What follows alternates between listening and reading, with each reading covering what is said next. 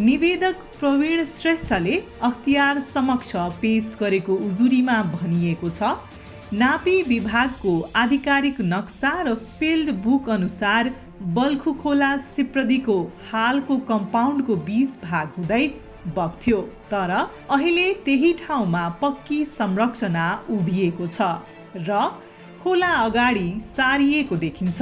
यो केवल अनुमान होइन, यो नक्सा, फिल्ड बुक र सम्बन्धित अधिकारीहरूको पुष्टि सहितको आरोप हो। साबिकको खोला यसरी बगेको देखाएको छ हैन, यहाँबाट यसरी बगेर यसरी गएको छ। अहिले हालमा नापी गर्ने बखतमा हैन यसरी छ हैन, यो अहिलेको खोला यसरी देखाएको छ। अनि त्यो खोलामाथि केही संरचनाहरू छ? खोलामाथि संरचना बनेको देखिन्छ।